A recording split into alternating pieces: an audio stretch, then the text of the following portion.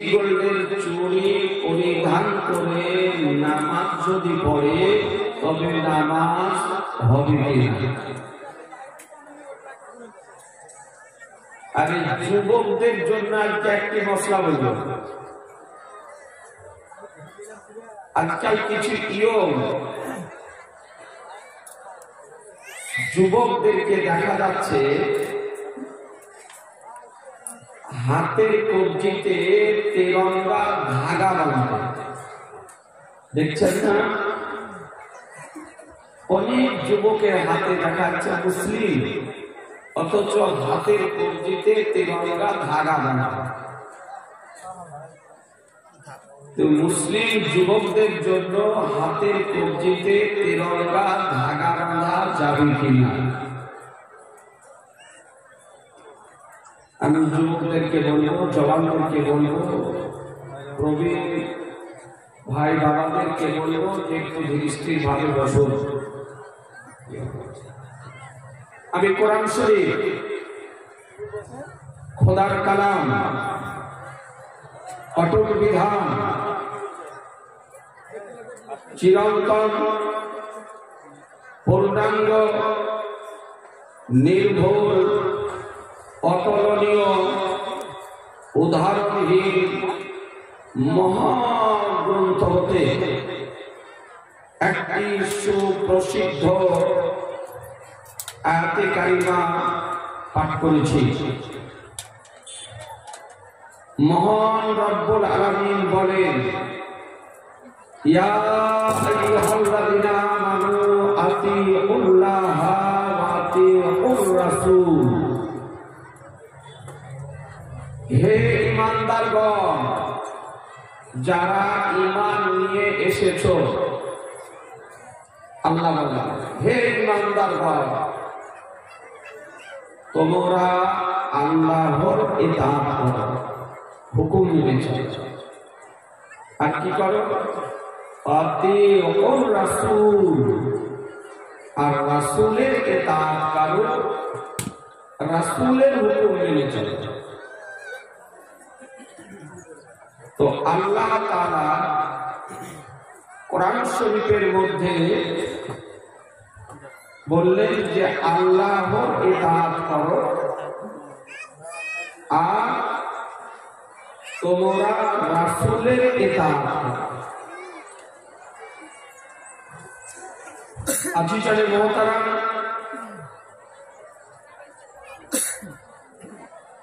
আল্লাহ তাআলা আমাদের প্রিয় নবীকে কুল কায়নাতে, সমগ্র সৃষ্টি জগতে নবী ও রাসূল করে পৃথিবীর বুকে প্রেরণ করেছেন। সমগ্র সৃষ্টি জগতের জন্য তিনি হলেন নবী। আর আল্লাহ তাআলা আমাদের নবীকে সৃষ্টি জগতে ইখতিয়ার, অধিকার প্রদান করেছেন। নবী আমাদের মুখতারে কায়নাত। আজ বর্তমান সময় সোশ্যাল মিডিয়াতে এক শ্রেণীর অজ্ঞ ব্যক্তি আদা জল খেয়ে কমর বেঁধে ময়দানে নেমেছে।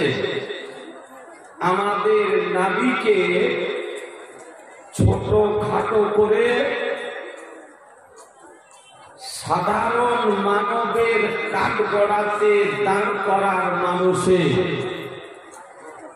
অনেক জ্ঞানী গুণী ব্যক্তি আছেন। আচ্ছা, আমাদের নবীর মতো করে আল্লাহ তাআলা দ্বিতীয় কাউকে আর তৈরি করেছেন? জোরে বলতে হবে। করবেন? জি না। কিতাবের মধ্যে বর্ণিত হয়েছে লাম ইয়াখলুকির রহমানু মিসলা মুহাম্মাদিন সাল্লাল্লাহু আলাইহি সাল্লাম, আল্লাহ তাআলা আমাদের নবীর মতো করে আর পৃথিবীতে দ্বিতীয় কাউকে তৈরি করেননি। আজিজানে মুহতারাম, এ নবীর কি শান, এ নবীর কি মান, এ নবীর কি মর্যাদা, এ নবীর কি সম্মান, এ নবীর কি অধিকার, এ নবীর কি ইখতিয়ার, এ সম্পর্কে বর্তমান সময় আমাদের প্রত্যেক পুরুষ এবং নারীদেরকে অবগত হওয়া বিশেষ প্রয়োজন। আল্লাহ তাআলা নবীর উপরে 114টি সূরা, 30 পারা কোরআন মাজিদ অবতীর্ণ করেছেন। এই কোরআন মাজিদের আল-হামদ থেকে নাস পর্যন্ত যদি ঈমানী মহব্বতের দৃষ্টিতে যদি দেখেন তো প্রতিটি আয়াতের মধ্যে নবীর শান দেখতে পাবেন, নবীর শান দেখতে পাবেন, দেখতে পাওয়া যাবে।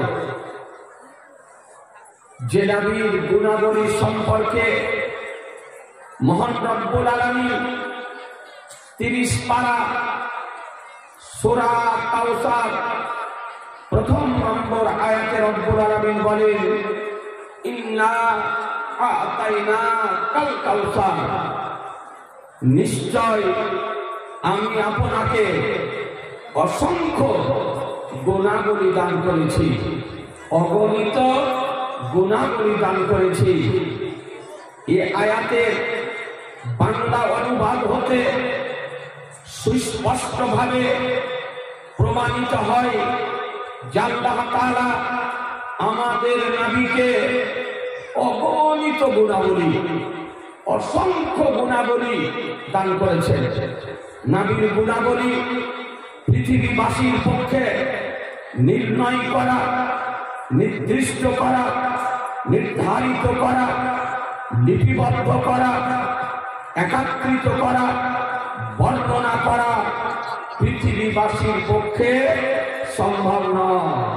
এই আজিজানে মুহতারাম, আমার নবীর কি শান, যে নবী পৃথিবীতে আসার পর কারো নিকটে লেখাপড়া করেননি, কারো নিকটে শিক্ষা লাভ করেননি, কারো নিকটে আজকে শিক্ষার জন্য নবী আমার গমন করেননি। এ বেরাদার, নবী আমার কোন স্কুলে যাননি, নবী কোন বিদ্যালয়ে যাননি, কোন শিক্ষালয়ে যাননি, কোন শিক্ষা কেন্দ্রে যাননি, কোন কলেজে যাননি, কোন ইউনিভার্সিটিতে যাননি। নবীকে স্বয়ং খোদা শিক্ষা দিয়েছে। একটু জোরে বলতে হবে, নবীকে শিক্ষা দিয়েছেন কে? কে শিক্ষা দিয়েছেন? আল্লাহ স্বয়ং নবীকে আল্লাহ শিক্ষা দিয়েছেন। আচ্ছা, আর একটি কথা বলুন, কোরআন মাজিদ নবীকে শিক্ষা কে দিয়েছে? কোরআন মাজিদ নবীকে শিক্ষা কে দিয়েছেন? আল্লাহ। অনেকের ধারণা যে জিবরাইল আলাইহিস সালাম নবীকে কোরআন শিক্ষা দিয়েছেন। এই ধারণা যদি কারো থাকে, ভুল ধারণা, গলত ধারণা, ইসলামিক ধারণা। কেননা কোন ব্যক্তি আল-হামদ থেকে নাস পর্যন্ত চিরনি তল্লাশি চালিয়ে একটিও আয়াত দ্বারা প্রমাণ করতে পারবে না যে কোন আয়াতে বলা হয়েছে যে জিবরাইল আলাইহিস সালাম নবীকে শিক্ষা দিয়েছেন। কোরআন মাজিদ এ বেরাদার জিবরাইল আলাইহিস সালামের কাজ ছিল ওহী বহন করে নিয়ে এসে নবীর নিকটে পৌঁছে দেওয়া, নবীর নিকটে পৌঁছে দেওয়া। পৌঁছে দেওয়া আলাদা বিষয়, আর শিক্ষা দেওয়া আলাদা বিষয়।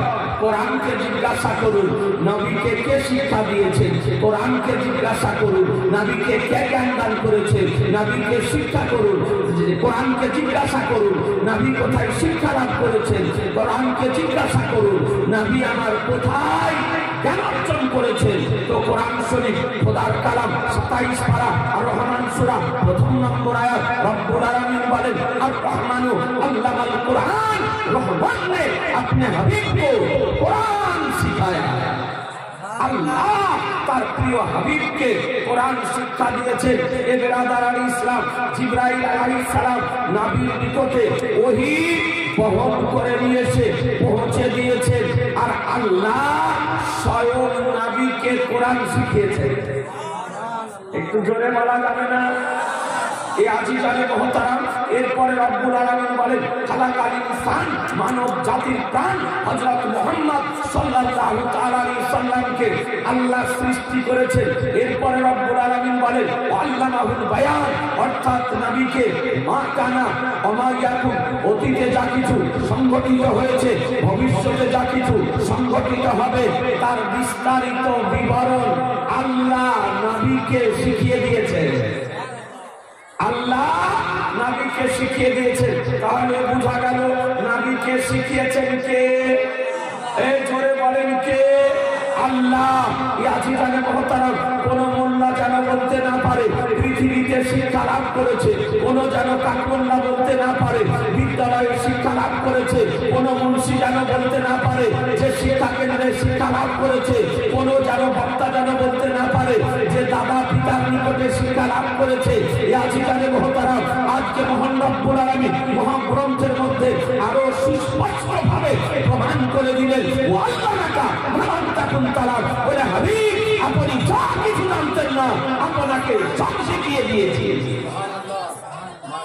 আল্লাহ বলেন, বলে হাবিব আপনি যা কিছু জানতেন না আপনাকে সব শিখিয়ে দিয়েছি।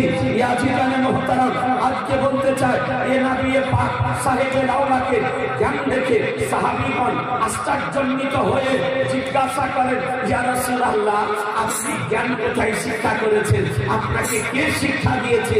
এ বেরাদার, তো আমার দয়ার নবী মায়ার নবী বলেন, উঠিয়ে দেখুন শেফা শরীফ পিওর আরবিতে লেখা 2 খণ্ডে বিভক্ত, তার প্রথম খণ্ডের মধ্যে হাদিস শরীফ বর্ণিত হয়েছে।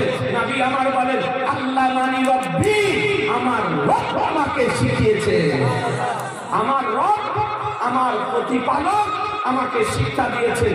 এরপরে সাহাবীগণ বলেন মান আদাবাকা ইয়া রাসূলুল্লাহ, আপনাকে আদবকে শিখিয়েছেন। তো আমার দয়ার নবী বলেন আদাবানি রব্বি, আমার রব আমাকে আদব শিখিয়েছে, আমার রব আমাকে আদব শিখিয়েছে। এ বেরাদার ইসলাম, এ নবী জ্ঞানের নিকটে জগতের জ্ঞানীদের জ্ঞান কতটুকু? পৃথিবীতে বড় বড় জ্ঞানী আছে, আপনারা জানি যে বৈজ্ঞানিক লাউড স্পিকার তৈরি করেছে তার কত বড় জ্ঞান, সে কত জ্ঞানের অধিকারী। যে বিজ্ঞানী আজকে আপনার মোবাইল তৈরি করেছে সে কত জ্ঞানের অধিকারী। যে কম্পিউটার আবিষ্কার করেছে কত জ্ঞানের অধিকারী। যে ল্যাপটপ আবিষ্কার করেছে কত বড় আজকে জ্ঞানের অধিকারী। যে আজকে বিমান তৈরি করেছে সে কত বড় জ্ঞানের অধিকারী। যে ইলেকট্রিক তৈরি করেছে সে কত বড় জ্ঞানের অধিকারী। এ বেরাদার, এক কথায় অত্যাধুনিক যে সমস্ত যন্ত্র আমাদের চোখের সামনে আমরা দেখতেছি বর্তমান সময়, এই সমস্ত বিষয়ে আবিষ্কারকদের জ্ঞান সম্পর্কে যদি চিন্তা ভাবনা করি আমাদের জ্ঞানে কাজ করবে না। আমরা বুঝতে পারবো না যে কত বড় জ্ঞানী, কেমন করে লাউড স্পিকার তৈরি করলো, কেমন করে আজকে মোবাইল তৈরি করলো, কেমন করে ল্যাপটপ তৈরি করলো, কেমন করে কম্পিউটার তৈরি করলো, কেমন করে ইলেকট্রিক তৈরি করলো, কেমন করে আল্ট্রাসোনোগ্রাফি মেশিন তৈরি করলো, আজকে কেমন করে আজকে এরোপ্লেন তৈরি করলো, কেমন করে মিসাইল তৈরি করলো, কেমন করে আজকে পরমাণু বোমা তৈরি করলো। এই বৈজ্ঞানিকদের জ্ঞান সম্পর্কে আমরা চিন্তা করলে আমাদের জ্ঞানে কাজ করবে না। মসজিদ থেকে মাগরিব, জুনুব থেকে শামাল, জমিন থেকে আসমান, যত সৃষ্টি জগতে জ্ঞানী আছে, জ্ঞানীদের জ্ঞানকে একাত্রিত করুন। এ বেরাদার তো দয়ার নবী, মায়ার নবী, রহমতের নবী, জ্ঞানের নিকটে কতটুকু জ্ঞান দাঁড়াবে। তো শেফা শরীফের মধ্যে কাজী আইয়াজ রাহমাতুল্লাহ আলাইহি বলেন যে পৃথিবীর সমস্ত জলকে যদি একত্রিত করা যায়, সমস্ত পানিকে যদি একত্রিত করা যায়, আটলান্টিক মহাসাগর, প্রশান্ত মহাসাগর, ভারত মহাসাগর, সুমেরু মহাসাগর, কুমেরু মহাসাগর, এক কথায় বিশ্ব জগতের সমস্ত পানিকে একত্রিত করার পর ওই পানিতে যদি একটি সুইকে ডুবানো যদি যায়, তো সুইয়ের অগ্রভাগে যতটুকু পানির বিন্দু উঠবে তা অপেক্ষা কম হলো বিশ্ব জগতের জ্ঞান আমার নবীর জ্ঞানের বিরুদ্ধে। নারায়ে তাকবীর, নারায়ে রিসালাত, মাসলাকে আলা হযরত, মুনাজিরে আহলে সুন্নাত, নারায়ে তাকবীর, নারায়ে রিসালাত। অর্থাৎ মুসলমান সৃষ্টি জগতের জ্ঞান আমার নবীর জ্ঞানের বিরুদ্ধে সুইয়ের অগ্রভাগে যতটুকু পানির বিন্দু উঠবে তার চেয়েও কম। এই জন্য আল্লাহ তাআলা কোরআন শরীফের মধ্যে বলেন ওয়াল্লামাকা ওয়ালাম তাকুন তালাম, বলে হাবিব আপনি যা কিছু জানতেন না আপনাকে সব শিখিয়ে দিয়েছি, আপনাকে সব শিখিয়ে দিয়েছি। এবেরাদার ইসলাম আমার দয়ার নবী, মায়ার নবী, রহমতের নবী, নবী কার নাম, পয়গম্বর কার নাম, রাসূল কার নাম, আপনাকে একটি মাত্র বুখারী শরীফের হাদিস শরীফ শোনায়। এ বেরাদার যে 8 হিজরিতে একটি ঐতিহাসিক যুদ্ধ সংঘটিত হয়েছিল এ বেরাদার মোতার প্রান্তরে। একটু মনোযোগ সহকারে শোনেন, মা বোনের আপনারাও শোনেন। মোতা প্রায় মদিনা শরীফ থেকে 1 মাসের পর, প্রায় 1 মাসের পর এত দূরত্বে আজকে ইসলামিক যুদ্ধ সংঘটিত হয়েছিল। মুসলমানদের পক্ষ থেকে মাত্র 3000 সাহাবী ছিলেন, 3000 সাহাবী ছিলেন। হাজার হাজার আপনার কাফিরদের সঙ্গে মুতার প্রান্তরে ঐতিহাসিক যুদ্ধ আপনার সংঘটিত হয়েছিল। বিরাট আপনার ঘটনা বর্ণিত হয়েছে। মূল বিষয়টুকু আপনাদেরকে বলি। হ্যাঁ বিরাদার আলী ইসলাম আমার রহমতুল্লিল আলামিন নবী মুতার যুদ্ধে প্রেরণ করতেছেন। আর এই মুতার যুদ্ধে নবী আমার সাহাবীদের হাতে ইসলামিক ঝান্ডা সাদা রঙের পতাকা প্রদান করেছিলেন। নবী প্রেরণ করবেন সিপাহসালার সেনাপতি কমান্ডার নবী আমার নির্বাচন করে দিয়েছেন। সাহাবীগণ উপস্থিত। হঠাৎ আমার নবী বলেন আইনা যায়েদ ইবনে হারিস, যায়েদ ইবনে হারিস কোথায়? বলে আব্বাইক ইয়া রাসূলুল্লাহ। বলে শোনো, মুতার যুদ্ধে প্রধান সেনাপতি, প্রধান কমান্ডার তোমাকে নির্বাচন করলাম। আর তারই হাতে আমার রাসূলুল্লাহ ইসলামী সাদা রঙের পতাকা উত্তোলন করে দিয়েছিলেন। আপনাদেরকে বলতে চাই, সাহাবীগণ দেখতেছে যায়েদ ইবনে হারিস আজকে সেনাপতি, আজকে কমান্ডার। এ বিরাদার আলী ইসলাম কিছুক্ষণ পর নবী আমার ডাক দিতেছেন আইনা জাফর ইবনে আবি তালিব। জাফর ইবনে আবি তালিব কোথায়? বলে লাব্বাইক ইয়া রাসূলুল্লাহ। বলে শোনো, মুতার যুদ্ধে যদি যায়েদ ইবনে হারিসা শহীদ যদি হয়ে যায় তবে তুমি হবে দ্বিতীয় কমান্ডার, তুমি হবে দ্বিতীয় সেনাপতি। তোমার নেতৃত্বে মুতার যুদ্ধ পরিচালিত হবে।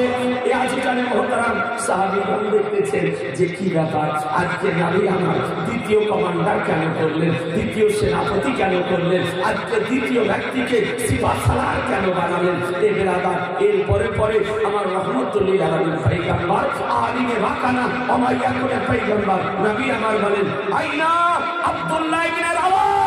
আব্দুল্লাহ ইবনে রাওয়া কোথায়? বলে লাব্বাইক ইয়া রাসূলুল্লাহ। বলে শোনো, মুতার যুদ্ধে যায়েদ ইবনে হারিসা শহীদ যদি হয়ে যায় তবে সেনাপতি হবে জাফর ইবনে আবি তালিব। জাফর যদি শহীদ হয়ে যায় তবে তৃতীয় সেনাপতি হবে তুমি, তৃতীয় কমান্ডার হবে তুমি।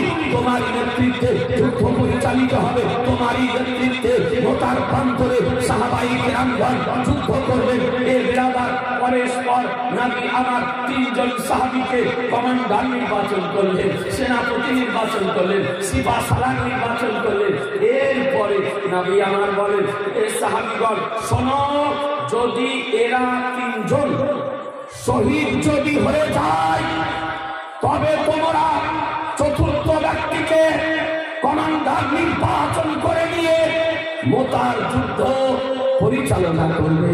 এ বেরাদার সাহাবীগণ বুঝে নিলেন, এ বেরাদার আর কি বুঝলেন যে আজকে নবী আমার তিনজনকে কমান্ডার করেছেন, মানে এরা তিনজনাই মোতার জমিনে শাহাদাত বরণ করবে, শাহাদাত বরণ করবে।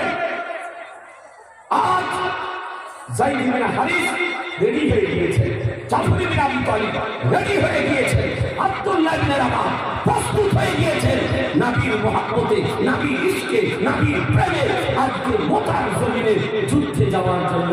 এর বেরাদার আর যায়েদ ইবনে হারিস বাড়ি গিয়েছে, বাড়ি গিয়ে বিবিকে বলতেছেন, সহধর্মিনীকে বলতেছেন, অর্ধাঙ্গিনীকে বলতেছেন, বলে বিবি যুদ্ধে যাব, যুদ্ধের সামানপত্র রেডি করে দাও, যুদ্ধে যেতে হবে, নবীর অর্ডার, নবীর নির্দেশ, নবীর ফরমান, নবীর হুকুম, যুদ্ধে যেতে হবে, যুদ্ধের সামানপত্রগুলি তৈরি করে দাও, রেডি করে দাও। দিদি জান্নাতি দিদি সঙ্গে সঙ্গে যুদ্ধের সামানপত্রগুলো আপনার গুছিয়ে স্বামীকে দিতেছেন। যায়েদ ইবনে হারিসা রাদিয়াল্লাহু তাআলা আনহু যুদ্ধের সামানপত্র নিয়ে বেরিয়ে আসতেছেন আর বিবির দিকে দেখতেছেন, বিবির দিকে দেখতেছেন।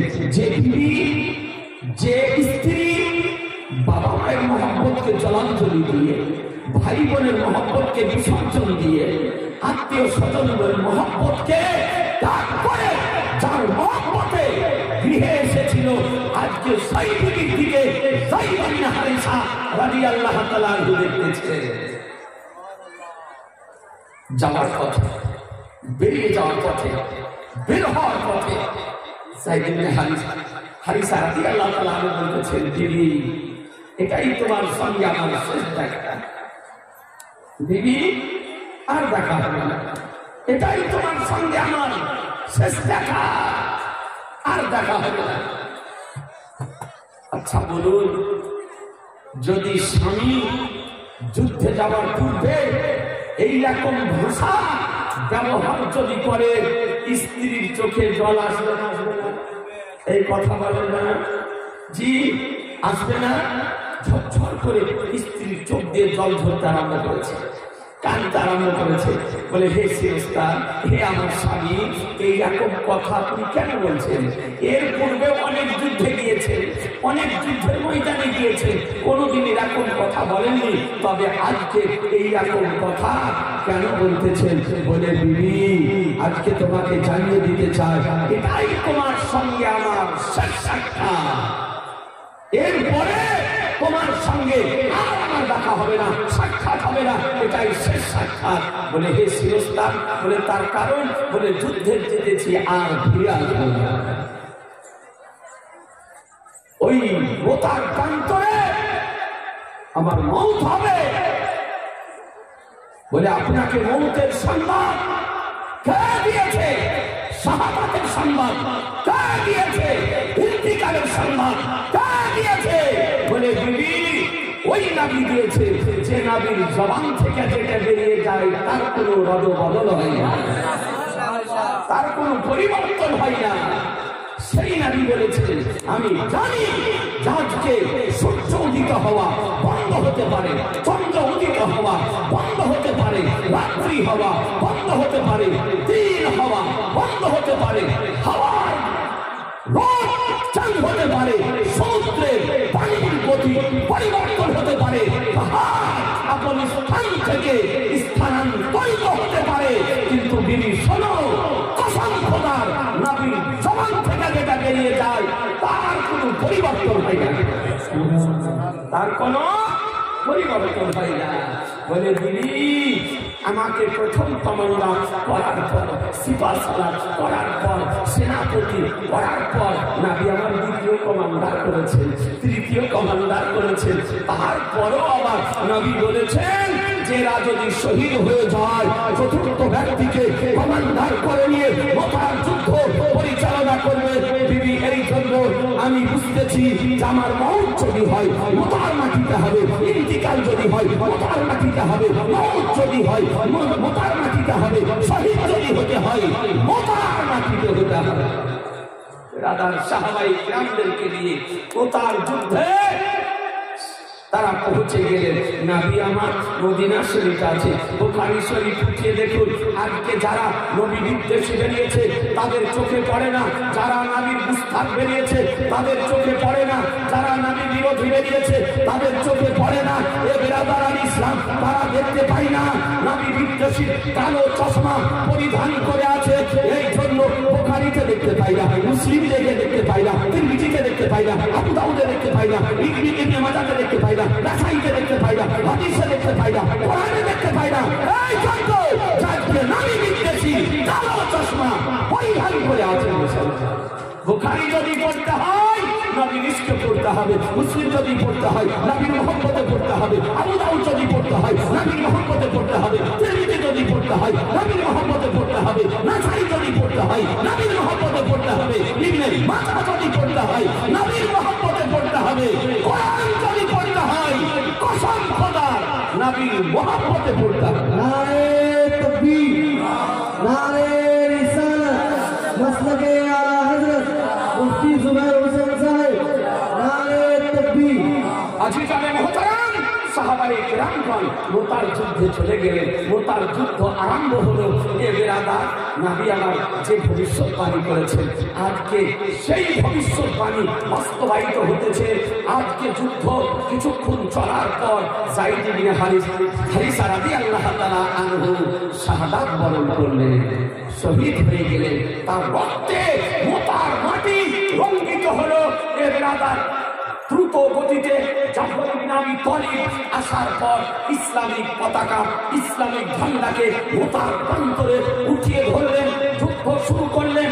এ বিরাদার, কিছুক্ষণ যুদ্ধ চলার পর হযরত জাফর ইবনে আবি তালিব রাদিয়াল্লাহু তাআলা আনহু তিনিও শাহাদাত বরণ করলেন। যার দুই বাজু কেটে দেওয়া হয়েছিল বিধর্মীদের আঘাতে। জাফর ইবনে আবি তালিবের ডান বাজু কেটে গিয়েছিল, বাম বাজু কেটে গিয়েছিল।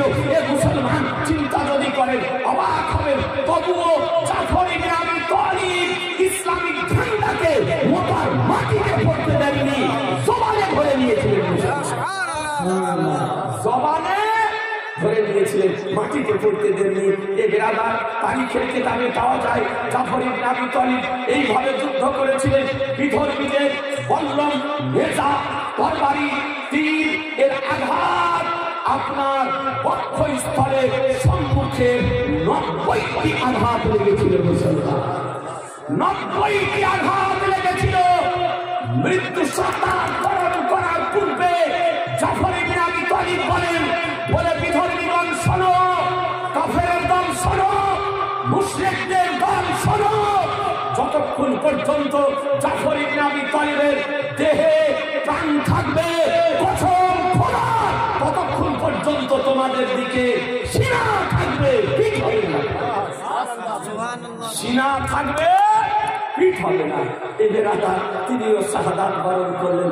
আব্দুল্লাহ ইবনে রাওয়াহ দ্রুত গতিতে এসে ইসলামিক পতাকাকে উত্তোলন করে ধরলেন। তিনিও কিছুক্ষণ যুদ্ধ করলেন, তারপরে তিনিও শাহাদাত বরণ করলেন। আর বেরাদার, বুখারী শরীফের মধ্যে মুহাম্মদ ইবনে ইসমাঈল বুখারী রাহমাতুল্লাহ আলাইহি মোতার যুদ্ধের বর্ণনা করতে গিয়ে বলেন যে যায়েদ ইবনে হারিসা শহীদ হতেছে মোতার যুদ্ধে, আর নবী আমার মদিনার মসজিদে নববী থেকে দর্শন করতেছে। জোরে বলা যাবে না? আরে জোরে বলেন না। মদিনার মসজিদ থেকে যায়েদ ইবনে হারিসা শাহাদাতের সংবাদ দিতেছে, জাফর ইবনে আবি তালিবের শাহাদাতের সংবাদ দিতেছে, আব্দুল্লাহ ইবনে রাওয়াহ শাহাদাতের সংবাদ দিতেছে যে মোতার প্রান্তরে যুদ্ধ চলতেছে। আর আমার রাসূলুল্লাহ মদিনার মাটি থেকে দর্শন করতে চলেছে। এই জন্য নবী আমার বলেন ইন্নী আরা ওয়ালা তারাউন, আমি যা দর্শন করি পৃথিবীতে কেউ দর্শন করে না। বহু দেখার চোখ আছে, রাডার ফিট করা ছিল না, আজকে মেশিন লাগানো ছিল না, কোনো যন্ত্র লাগানো ছিল না, যে মোতার যুদ্ধ চলতেছে। আর আপনি আজকে ভারত থেকে দেখবেন এ বেরাদার নবী নবুয়তের দৃষ্টিতে দেখতেছিলেন মোতার যুদ্ধকে। এ বেরাদার এই জন্যই নবী বলেছেন ইন্নী আরা ওয়ালা তারাউন, আমি যা দর্শন করি পৃথিবীতে কেউ দর্শন করে না। আমি জানি পৃথিবীর বুকে বহু দেখার চোখ আছে, পৃথিবীতে মানব দেখতে পাই, পৃথিবীতে জিন দেখতে পাই, পৃথিবীতে ফেরেশতা দেখতে পাই, পৃথিবীতে মালাইকা দেখতে পাই, পৃথিবীতে জিবরাইল দেখতে পাই, পৃথিবীতে মিকাইল দেখতে পাই, পৃথিবীতে ইসরাইল দেখতে পাই, পৃথিবীতে ইসরাফিল দেখতে পাই, পৃথিবীতে মুনকার নাকির দেখতে পাই, পৃথিবীতে কিরামান কাতিবিন আলাইহিমুস সালাম দেখতে পাই। কিন্তু নবী বলেন ইন্নী আরা ওয়ালা তারাউন, আমি যা দর্শন করি পৃথিবীতে কেউ দর্শন করে না। তাহলে বোঝা গেল নবী যা দেখে কোনো মানব দেখতে পাই না, নবী যা দেখে কোনো জিন দেখতে পাই না, নবী যা দেখে কোনো ফেরেশতা দেখতে পাই না, নবী যা দেখে কোনো মালাইকা দেখতে পাই না, নবী যা দেখে জিবরাইল দেখতে পাই না, নবী যা দেখে মিকাইল দেখতে পাই না, নবী যা দেখে ইসরাইল দেখতে পাই না, নবী যা দেখে ইসরাফিল আলাইহিস সালাম দেখতে পাই না, নবী যা দেখে মুনকার নাকির দেখতে পাই না, নবী যা দেখে কিরামান কাতিবিন দেখতে পাই না। সাহাবীগণ আছেন আর নবী আমার বর্ণনা করতেছেন, মুতার যুদ্ধের ঘটনা বর্ণনা করতেছেন। এই ব্রাদার আপনাদেরকে বলতে চান আব্দুল্লাহ বিন রাবাহ তিনজন সিপাহসালার, তিনজন কমান্ডার, তিনজন সেনাপতি তারা শহীদ হয়ে গেলেন, শাহাদাত বরণ করলেন। সাহাবায়ে কেরামগণ একত্রিত হয়ে চতুর্থ ব্যক্তিকে কমান্ডার নির্বাচন করলেন। চতুর্থ নাম্বার, তার নাম সাইফুল্লাহ, খোদার তরবারি, খোদার তরবারি। তার নাম হলো খালিদ ইবনে ওয়ালিদ। কি নাম বললাম? এই জোরে বলেন না, খালিদ ইবনে ওয়ালিদ। খালিদ ইবনে ওয়ালিদ যিনি যুদ্ধের ময়দানে কোনদিন হেলমেটও পরতেন না আর লোহার কাটাও করতেন না, তিনি সাদা মাটা ভাবে যুদ্ধের ময়দানে যেতে আর যুদ্ধ করতেন। আর কোনদিন কোন যুদ্ধের ময়দানে গিয়ে পরাজিত হন না। একবার সুবহানাল্লাহ বলা যাবে না? এই জোরে বলেন না সুবহানাল্লাহ। খালিদ ইবনে ওয়ালিদ কোনদিন কোন যুদ্ধে গিয়ে পরাজিত হননি। তিনি যখন যুদ্ধে যেতেন একটা টুপি পরিধান করে তিনি যুদ্ধ করতেন। এ বেরাদার হাতে তরবারি থাকতো। ইয়ারমুকের যুদ্ধে গিয়েছেন, তার জীবনে অনেক আপনার ঘটনা রয়েছে। তো বলা হয়েছে যে ইয়ারমুকের যুদ্ধে তিনি গিয়েছেন, ঘোড়ার পৃষ্ঠে আরোহণ করেছিলেন, ঘোড়ার পা উঁচু নিচুতে পড়ার কারণে খালিদ ইবনে ওয়ালিদের মস্তকে যে টুপিটা ছিল টুপিটা পড়ে গিয়েছে, টুপিটা পড়ে গিয়েছে। এদিকে বিধর্মী পালভান তাকে আক্রমণ করার জন্য আপনার দ্রুত গতিতে আসতেছে। আর খালিদ ইবনে ওয়ালিদ রাদিয়াল্লাহু আনহু বলেছেন, ওগো টুপিটা কোথায়, আমার টুপি কোথায়, আমার টুপি কোথায়? টুপি টুপি করে চিৎকার করতেছেন। সাহাবায়ে কেরামগণ দ্রুত গতিতে আপনার টুপি হট করে খালিদ ইবনে ওয়ালিদকে দিলেন। আর খালিদ ইবনে ওয়ালিদ রাদিয়াল্লাহু তাআলা আনহু টুপি পরিধান করে যুদ্ধ আরম্ভ করলেন। যুদ্ধ আরম্ভ করলেন। যুদ্ধে মুসলমানের জয় হলো। ফিরে আসার পথে সাহাবায়ে কেরামগণ জিজ্ঞাসা করতেছেন, এ খালিদ ইবনে ওয়ালিদ, তোমাকে আক্রমণ করার জন্য বিধর্মী পালোয়ান আপনার দ্রুত গতিতে আসতেছিল, তুমি তার মোকাবেলা করে না করে তুমি টুপি টুপি করে চিৎকার করতেছিলে, তার কারণ কি? বলে, শোনো, ওই টুপিকে আমি প্রাণ অপেক্ষা ভালোবাসি। জোরে বলতে হবে। বলে, প্রাণ অপেক্ষা ভালোবাসি। বলে, কেন? বলে, ওই টুপির সঙ্গে আমার রাসূলুল্লাহ মস্তক মোবারকের অগ্রভাগে দুটি চুল মোবারক সেলাই করা আছে। আমি যুদ্ধের ময়দানে বাহুর বলে যুদ্ধ করি না, শক্তির বলে যুদ্ধ করি না। আজকে যুদ্ধের ময়দানে আমি যে জয়ী হই, এটা আমার আমি লেখা सैयदे कौन मका बेकसू के काश बेसहारों के सहारा बेचारों के चारा गरीबों के हामी या नबी के वली साफिर मुजनबी रहमतुल लिल आलमीन चोल मुबारकेर मुजेजा चोल मुबारकेर मुजेजा যে আমার টুপির অগ্রভাগে আমার নাবির দুটি চুল মুবারক সেলাই করা আছে। এ বিরাদার তো আমার ওই মুতার যুদ্ধে সাহাবায়ে কেরামগণ খালিদ ইবনে ওয়ালিদকে আপনার সিপাহসালার করলেন, কমান্ডার করলেন। কিছুক্ষণ যুদ্ধ চলল। আপনার বলা হয়েছে 9খানা তরবারি তার হাতে ভেঙেছিল। খালিদ ইবনে ওয়ালিদের হাতে মুতার যুদ্ধে লোহার 9খানা তরবারি ভেঙে গিয়েছিল। মুসলমানদের জয় হলো, বিধর্মীদের পরাজয় হলো, যুদ্ধ সমাপ্ত হলো। 1 মাসের পর শেষ পর্যন্ত খালিদ ইবনে ওয়ালিদ রাদিয়াল্লাহু তাআলা বলেছেন, শোনো গো এই সাহাবীগণ শোনো, আমাদের তো সামানপত্র নিয়ে যেতে দেরি হবে, গুছিয়ে নিয়ে যেতে। তো একজন এক কাজ করো, চলে যাও, গিয়ে আমার দয়ার নবী মায়ার নবী রহমতের নবীকে একটু সংবাদ দিয়ে দাও গা যে মুসলমানদের জয় হয়েছে। তো কে দ্রুত গতিতে যেতে পারবে? একজন সাহাবী ছিলেন, উনার নাম হলো হযরত ইউলা রাদিয়াল্লাহু তাআলা। আবু ইউলা রাদিয়াল্লাহু তাআলা উনি বললেন যে আমি খুব দ্রুত গতিতে দৌড়তে পারি, দ্রুত গতিতে চলতে পারি। তো বলে তোমাকে কোনো জিনিস নিয়ে যেতে হবে না, তুমি দ্রুত গতিতে চলে যাও, যে আমাদের দয়ার নবী মায়ার নবী রহমতের নবীকে একটু সংবাদ দিয়ে দাও যে মুসলমানের জয় হয়ে গিয়েছে। যাও। তো উনি চলতে আরম্ভ করলেন একাই। তিনি বলেন যে দ্রুত চলার পর আমি যখন ক্লান্ত হতাম, তো ক্লান্ত হওয়ার কারণে একটু বিশ্রাম করতাম। তো বিশ্রাম নেওয়াতে যা দেরি হতো, পরবর্তী আমি চলে সেটাকে পূর্ণ করে দিতাম। এইভাবে তিনি মোতা থেকে মদিনা শরীফ আসলেন। মসজিদে নববীতে আমার দয়ার নবী রহমতের নবী নবী আমার বসে আছে, সাহাবায়ে কেরাম আছেন, এসে তিনি হাজির হলেন।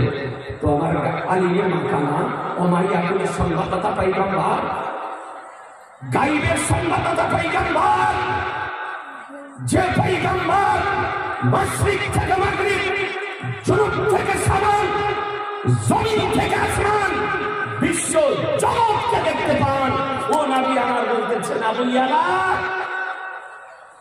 মোতা থেকে আসতেছো। সুবহানাল্লাহ। নবী বলছেন মোতা থেকে আসতেছো? বলে হ্যাঁ ইয়া রাসূলুল্লাহ, মোতা থেকে আসতেছি। তো নবী আমার বলে ইন শাইতা আখবিরনি ওয়া ইন শাইতা আখবারকা, তুমি যদি চাও তো মোতার যুদ্ধের ঘটনা তুমি শোনাও, আর তুমি যদি চাও তো আমি তোমাকে মোতার যুদ্ধের ঘটনা শুনিয়ে দিতেছি। জোরে বলা যাবে না? আরে একটু উচ্চ স্বরে বলে, নবীর কি গান, নবীর কি পাওয়ার, নবীর কি কুওয়াত, নবীর নবুয়তের কি আপনার ইখতিয়ার, একটু চিন্তা করুন। নবী বলছেন তুমি যদি চাও আমি তোমাকে শুনিয়ে দিতেছি।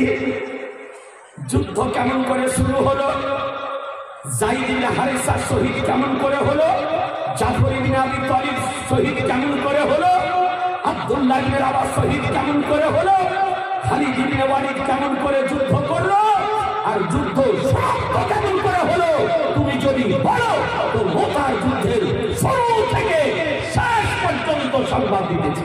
সুবহানাল্লাহ।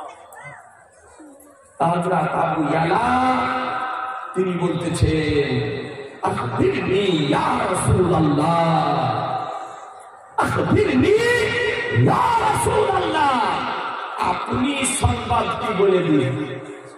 এই আচ্ছা নবী যুদ্ধে গিয়েছিলেন, কথা বলেন না, মোতা গিয়েছিলেন, নবীর সম্মুখে কোনো যন্ত্র ফিট করা ছিল, রাডার লাগানো ছিল না, নবী আমার মদিনা শরীফে আছেন আর বলছেন যে আমি মুতার যুদ্ধে সংবাদ বলে দিতেছি। তো সাহাবী বলেন ইয়া রাসূলুল্লাহ বলে দিন। তো আখবারা খাবরা কুল্লাহু, আমার রাসূলুল্লাহ মুতার যুদ্ধে প্রথম থেকে শেষ পর্যন্ত ডিটেইলস সংবাদ বলে দিলেন।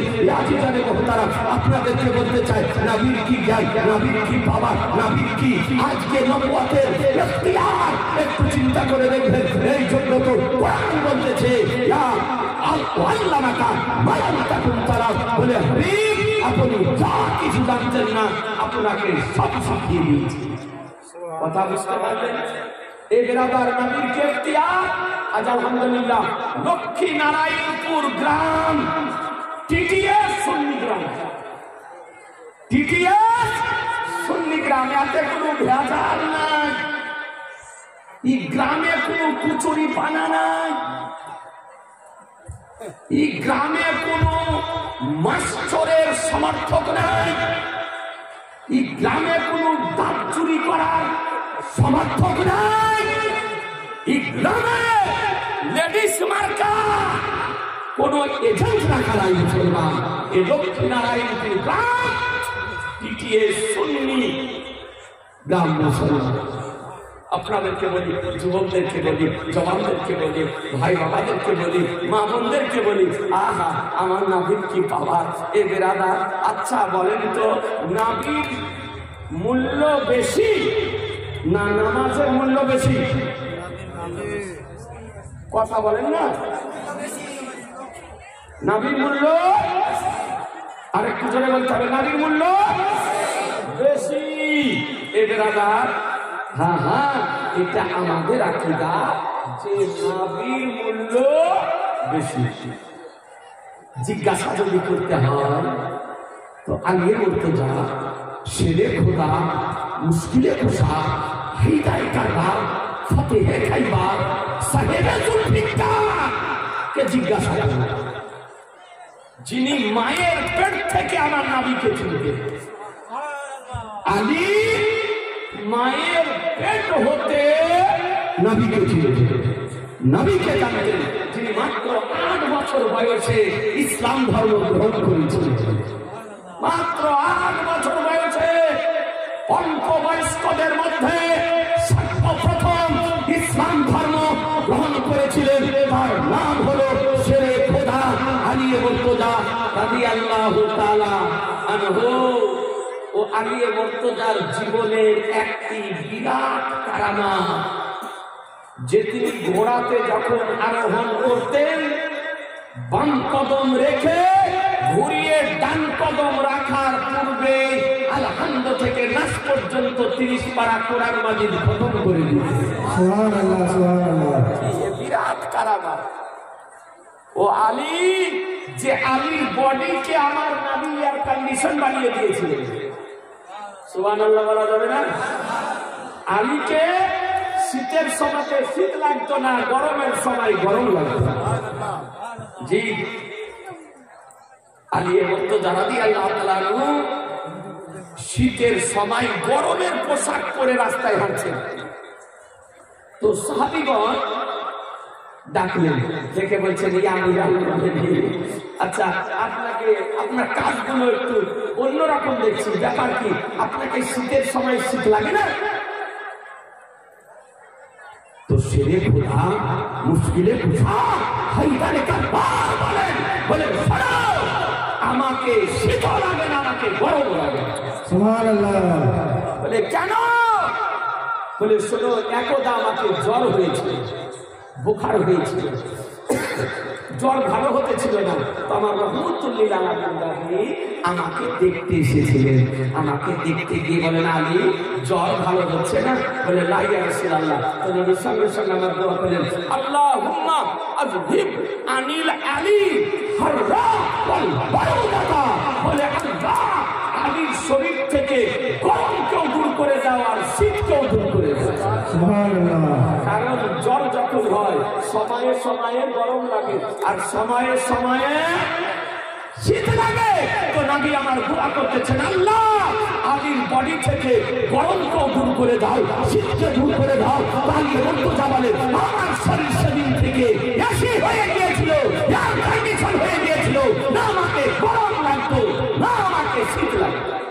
ये हलो नबीर फल। तो आली मुर्तजा রাদিয়াল্লাহু তাআলা আনহু কে জিজ্ঞাসা করুন যে নামাজের মূল্য বেশি না নবীর মূল্য বেশি? ভালো করে শুনে ভাই, আজ নবীকে নিয়ে কুরুচিকর মন্তব্য, নবীর সম্পর্কে বিরূপ মন্তব্য, নবীর সম্পর্কে অশালীন মন্তব্য ভাগ্যবান লাগে। এ ব্রাদার, আহা, আলী মুর্তজা রাদিয়াল্লাহু তাআলা আনহু কে নিয়ে আমার নবী খাইবারের যুদ্ধে গিয়েছিলেন, শুনেছেন না? কোথায়? খাইবারের যুদ্ধে। ওয়ালি কে আল্লাহ এমন হিম্মত দিয়েছিলেন, ক্ষমতা দিয়েছিলেন, আপনার কিতাবের মধ্যে লেখা আছে যে খাইবারের যুদ্ধে খাইবারের যে ফাটক ছিল, আলী মুর্তজা যুদ্ধ চলাকালীন পায়ের লাথি মেরে খাইবারের দুর্গকে উঠিয়ে দিয়ে আপনার বাঁ হাতে উঠিয়ে হাল করে ব্যবহার করেছিলেন। সুবহানাল্লাহ। হাল করে। তার ওজন কত ছিল? 40 জন শক্তিশালী মানুষ লড়াতে পারতো না, এত ওজন দাগ ছিল ফাটক। আর সেই ফাটককে আলী বাম হাতে উঠিয়ে হাল করে যুদ্ধ করেছিল। নবীর সঙ্গে ফিরে আসছেন। খাসাইসুল কোবরা পিওর আরবিতে লেখা, 2 খণ্ডে বিভক্ত, তার 82 পৃষ্ঠায় এই হাদিসটি নকল করতেছেন যে আমার আলী মুর্তজা শেরে খোদা নবীকে নিয়ে ফিরে আসছেন। পাথর মিশ্রিত জমিনের উপরে দীর্ঘ সময় চলার কারণে নবী আমার ক্লান্ত হয়ে পড়েছেন। তা আলীকে বলেন, আলী এসো একটু আরাম করে দিই, বিশ্রাম করে দিই, তারপর আবার চলবো। জায়গাটার নাম সোহবা, জায়গাটার নাম সোহবা। এই জায়গাতে নবী আমার আরাম করতেছেন। নবী আমার আসরের নামাজ পড়ে নিয়েছিলেন। আর আলী মুর্তজা শেরে খোদা আসরের নামাজ পড়া হয়নি। তো নবী বললেন, আলী একটু আরাম করে নিন। কিভাবে আরাম করবেন? তো আলী মুর্তজা নিজের রানকে বিছিয়ে দিলেন, রানকে বিছিয়ে দিলেন। আর নবীর পবিত্র মস্তক কোলের ওপরে নিয়ে আপনার থাকলেন। আর নবী আমার আরাম করছে। আলী নবীর পবিত্র মস্তক রানের উপরে নিয়েছেন, আজকে কোলের উপরে নিয়ে আরাম করাতেছেন। এ বিরাদার, এদিকে নবী আরাম করছে, চোখ বন্ধ আছে, দিল জাগ্রত অবস্থায়। নবীগণ যখন আরাম করেন তো চোখ বন্ধ থাকে আর দিল জাগ্রত অবস্থায় থাকে। এই জন্য নবীগণের ঘুম ওযু ভঙ্গের কারণ না। কি প্রশ্ন? আচ্ছা আচ্ছা, নবীদের ঘুমে ওযু নষ্ট হয় না, নবীদের ঘুমে ওযু নষ্ট হয় না। তাদের কারণ তাদের চোখ ঘুমায় আর দিল জাগ্রত অবস্থায়। কথা বুঝতে পারলেন? তো নবী আরাম করছে। আর আলী মুর্তজা রাদিয়াল্লাহু তাআলা আনহুর আসরের নামাজ পড়া হয়নি। সূর্য আপন গতিতে চলতেছে, সূর্যের গতি কেউ বন্ধ করতে পারে না। কিন্তু আমার নবী বন্ধ করতে পারেন না। এই জোরে বলে পারে। সূর্য আপন গতিতে চলতেছে পশ্চিম দিকে, আর আলী একবার সূর্যের দিকে দেখেন, আর একবার নবীর নূরময় চেহারা, জ্যোতির্ময় চেহারা, আলোকময় চেহারা, উজ্জ্বলময় চেহারার দিকে দেখেন। ওহাবি যদি হতো, ডগরে ডগরে নগরে নগরে হাঁড়ি বহনকারী যদি হতো, তো বলতো কি, ইয়া রাসূলুল্লাহ, আমার আসরের নামাজ পড়া হয়নি, আসরের নামাজ পড়বো না। কি বলছে? এই সাহাবী ছিলেন, সাহাবী, কোন ওয়াহাবী ছিলেন না, এই সাহাবী ছিলেন। আলী মুর্তজা চিন্তা করে দেখলেন, নামাজ যদি কাজা হয়ে যায় তো নামাজের কাজা আদায় করা চলবে। কাজ আদায় করা হবে, কিন্তু নবীর মুহাব্বতের যদি কাজা হয়ে যায় তার কোনো আদায় করা হয় না। কারণ নামাজ ইবাদত, আর নবী হলেন আমার ঈমান। নামাজ যায় যায়, কিন্তু নবীর আরামে যেন কোনো ব্যাঘাত না ঘটে। সুবহানাল্লাহ, সুবহানাল্লাহ। কি নবীর মুহাব্বত, কি নবীর প্রেম, এই বেরাদা নবী আমার দেখতেছে। আলী আজমাইশ চলছে, আলী পরীক্ষা চলছে যে আলী আমাকে বেশি ভালোবাসে না নামাজকে বেশি ভালোবাসে। আলী পরীক্ষা চলতেছে, আলী পরীক্ষাতে উত্তীর্ণ হলেন, কামিয়াব হলেন, সাফল্যতা লাভ করলেন। দেখতে দেখতে সূর্য অস্তমিত হয়ে গেল, কিন্তু আলী নবীকে নিয়ে ওই নামাজের মহব্বতে, যার পর্যন্ত আমার কোনো নামাজ কাজা হয়নি, আজকে নামাজ কাজা হয়ে গেল। নামাজের মহব্বতে দু বিন্দু চোখের জল ধরে গিয়েছে, সূর্য অস্তমিত হয়ে গিয়েছে, পর্দার আড়াল হয়ে গিয়েছে।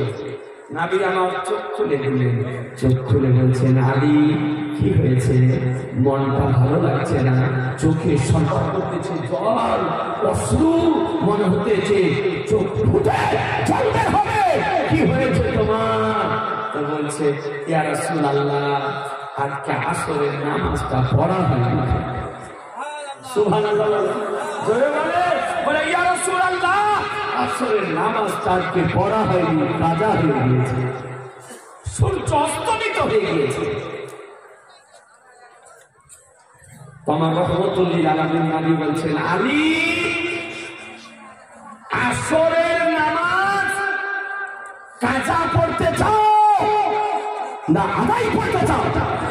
সুবহানাল্লাহ। আচ্ছা বলেন দেখি, সূর্য অস্তমিত চলে যাওয়ার পর আদায় করা হবে না? তা আলী বলতেছেন, ইয়া রাসূলুল্লাহ, আপনি থাকতে কাজা বলবো। একটু জোরে, আরে একটু জোরে। কারণ আলী জানতে নবী আমার মুক্তারে কায়নাত, যে নবীর হুকুমাত সূর্যের উপরে চলে, যে নবীর হুকুমাত চন্দ্রের পৃষ্ঠে চলে, যে নবীর হুকুমাত তারকার উপরে চলে, যে নবীর হুকুমাত সপ্তম আকাশে চলে, যে নবীর হুকুমাত জমিনের উপরে চলে, যে নবীর হুকুমাত পাহাড় পর্বতে চলে, যে নবীর হুকুমাত নবনদীর উপরে চলে, যে নবীর হুকুমাত জান্নাতে চলে, যে নবীর হুকুমাত সিদরাতে চলে, যে নবীর হুকুমাত নবের কলমে চলে, যে নবীর হুকুমাত জাহান্নামে চলে। এটা সেরে খোদা জানতেন, সুবহানাল্লাহ, সুবহানাল্লাহ। খোদা জানতেন যে নবীর হুকুমাত চলে। তো আলী বলতেছেন ছোট করে বলতেছেন, ইয়া রাসূলুল্লাহ, আপনি থাকতে কাজা পড়ব। তো নবী বলছেন, তার মানে আদা পড়তে চাও, আদায় করতে চাও? বলে, হ্যাঁ ইয়া রাসূলুল্লাহ।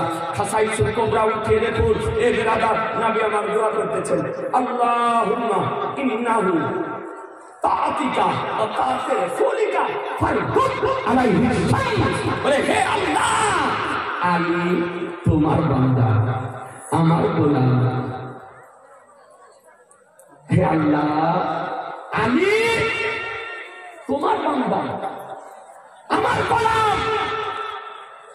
আজকে তার আসরের নামাজ কাটা হয়ে গেছে। আল্লাহ, তুমি সূর্যকে উদিত করে দাও। সুবহানাল্লাহ, সুবহানাল্লাহ। সূর্যকে উদিত করে দাও।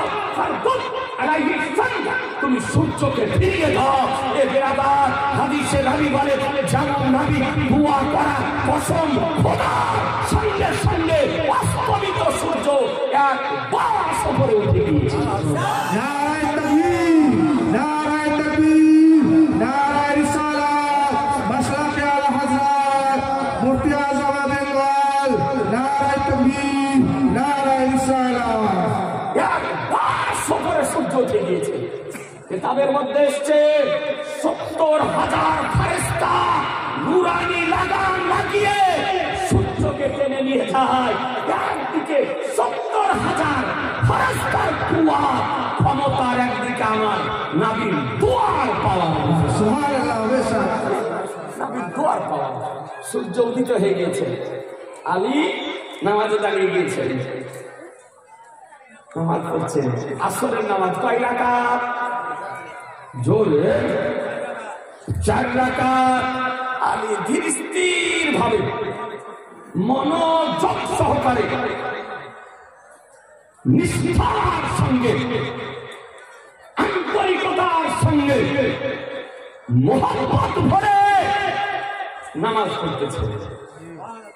আলী আরাম করে নামাজ পড়ছে, সূর্য উঠে আছে। সূর্য উঠে আছে, উদিত হয়ে আছে। সূর্য অস্তমিত হবে কবে? বলে আলীর নামাজ শেষ হবে যবে। মুসলমান যে আলীর নামাজের জন্য সূর্য অপেক্ষা করে, সূর্য ইন্তজার করে। আলী বুঝতে যারা দিয়ে আল্লাহ তাআলা আলী আরাম করে আসরের 4 রাকাত নামাজ আদায় করলেন। এবেলাদার সূর্য দাঁড়িয়ে থাকলো, আলীর নামাজ শেষ হলো, তখন সূর্য চলতে আরম্ভ করলো। এবেলাদার বলার উদ্দেশ্য যে নবী কার নাম, পয়গম্বর কার নাম, রাসূল কার নাম, রাসূলের কি ইখতিয়ার, রাসূলের কি অধিকার, যে নবী মুস্তাফা যদি আজকে দোয়া যদি করে দেন তো অস্তমিত সূর্য সঙ্গে সঙ্গে উদিত হয়ে থাকে। এবেলাদার এই হাদিস থেকে আরেকটি জিনিস দিবালোকের নাই প্রমাণিত হলো যে আলী নামাজ অপেক্ষা নবীর মহব্বত বেশি করতে। সুবহানাল্লাহ, সুবহানাল্লাহ। নিকটে নামাজ অপেক্ষা নবীর মূল্য বেশি ছিল। এটাই সুন্নি জামাতের আকীদা। আমাদের যে আকীদা নতুন কোনো আকীদা নয়, আমাদের যে আকীদা মন গড়া আকীদা নয়, আমাদের যে আকীদা পরিকৃত আকীদা নয়, আমাদের যে আকীদা ইসলামিক আকীদা নয়, আমাদের আকীদা সাহাবীদের যে আকীদা, আমাদের যে আকীদা আবু বকর সিদ্দিকের সেই আকীদা, আবু বকর সিদ্দিকের যে আকীদা, আমাদের সে আকীদা উমরে ফারুকের যে আকীদা, আমাদের সে আকীদা উসমানে গালির যে আকীদা, আমাদের সে আকীদা আলী মুর্তজার যে আকীদা, আমাদের সে আকীদা ইমাম হাসানের যে আকীদা, আমাদের সে আকীদা ইমাম হুসাইনের যে আকীদা, আমাদের সে আকীদা তাবেঈনদের যে আকীদা, আমাদের সে আকীদা তাবেঈনদের যে আকীদা, আমাদের সে আকীদা আইম্মায়ে কিরামদের যে আকীদা, আমাদের হলো সেই আকীদা। সুবহানাল্লাহ, সুবহানাল্লাহ। এবেলাদার কোরআন বলে ইয়া আইয়ুহাল্লাযীনা আমানু আতিউল্লাহ ওয়া আতিউর রাসূল। হে ঈমানদারগণ, তোমরা আল্লাহর ইতাআত করো আর তোমরা রাসূলের ফরমানবরদারি করো, রাসূলের ইতাআত করো। রাসূলের ইতাআত করা মানেই হলো আল্লাহর ইতাআত করা, আল্লাহর ইতাআত করা। এবেলাদার সেই নবীকে হাজির ও নাজির মনে করে আলী মাকানা অমাইয়া করে সংবাদদাতা মনে করে একবার দরুদ শরীফ